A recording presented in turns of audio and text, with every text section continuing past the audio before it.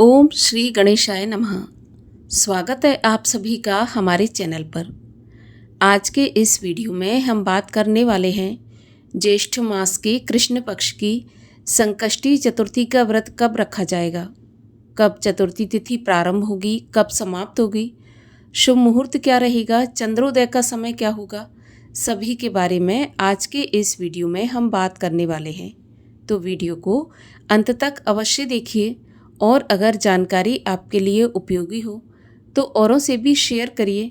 और अगर अभी तक आपने हमारे चैनल को सब्सक्राइब नहीं किया है तो आने वाली गणेश चतुर्थी व्रत की कथाएं सुनने के लिए और सभी प्रकार की व्रत कथाएं सुनने के लिए चैनल को सब्सक्राइब करके बेल आइकन पर क्लिक कर लीजिए। तो चलिए शुरू करते हैं आज का वीडियो।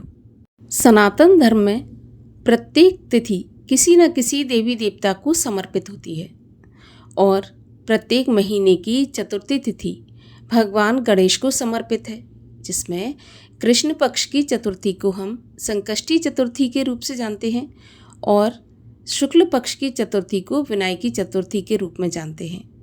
हर महीने कृष्ण पक्ष की चतुर्थी को संकष्टी चतुर्थी का व्रत रखा जाता है, जिसमें भगवान श्री गणेश की विधि विधान से पूजा करके व्रत धारण करके रात्रि में चंद्रमा को अर्घ देकर ही व्रत का पारण किया जाता है।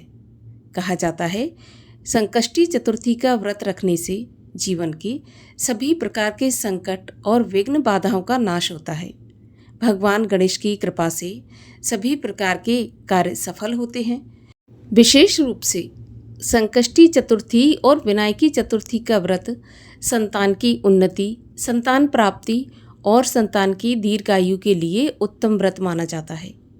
ऐसा कहा जाता है कि अगर माताएं अपनी संतान की उन्नति के लिए श्री गणेश जी का व्रत रखती हैं तो संतान तीव्र बुद्धि की, दीर्घायु की और सभी क्षेत्रों में सफलता प्राप्त करने वाली होती है।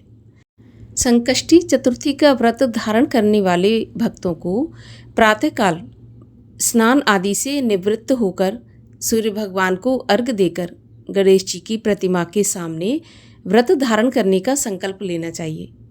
इसके बाद सारा दिन व्रत धारण करके संध्या के समय गणेश भगवान को एक चौकी पर विराजमान करके विधि विधान से पूजन करना चाहिए। श्रद्धा और भक्ति के अनुसार जो भी सामर्थ्य है उस प्रकार से भगवान गणेश का पूजन करें। भगवान गणेश को दूर्वा अत्यंत प्रिय होती है, तो जनेऊ, दूर्वा, सिंदूर और मोदक या फिर गुड़ का भोग लगाना चाहिए। इसके बाद चौथ माता की और गणेश चतुर्थी व्रत की कथा अवश्य सुननी चाहिए। कोई भी व्रत बिना कथा पढ़े या सुने पूर्ण नहीं होता, तो कथा पढ़ने या सुनने के बाद भगवान गणेश की आरती करके रात्रि में चंद्रमा को अर्घ्य देकर ही व्रत का पारण किया जाता है, क्योंकि ऐसा माना जाता है कि जब तक चंद्रमा के दर्शन नहीं होते तब तक संकष्टी चतुर्थी का व्रत पूर्ण नहीं माना जाता। देखिए, जहाँ विनायकी चतुर्थी में चंद्र दर्शन वर्जित होते हैं, वहीं पर संकष्टी चतुर्थी में चंद्र दर्शन अनिवार्य होते हैं। तो चंद्रमा के दर्शन करके अर्घ्य देकर ही व्रत का पारण करना चाहिए। इस व्रत में नमक का सेवन बिल्कुल नहीं किया जाता, तो नमक का सेवन बिल्कुल नहीं करना चाहिए। इस प्रकार से संकष्टी चतुर्थी का व्रत अगर धारण किया जाता है पूरी श्रद्धा से, विधि विधान से, तो निश्चित रूप से जीवन के सभी विघ्नों का नाश भगवान गणेश की कृपा से हो जाता है और सभी प्रकार की सुख संपदा प्राप्त होती है। साल 2026 में ज्येष्ठ मास के कृष्ण पक्ष की संकष्टी चतुर्थी का व्रत कब रखा जाएगा? तो देखिए, चतुर्थी तिथि का प्रारंभ होगा 5 मई मंगलवार की सुबह 5:24 पर और चतुर्थी तिथि का समापन होगा 6 मई बुधवार की सुबह 7:51 पर।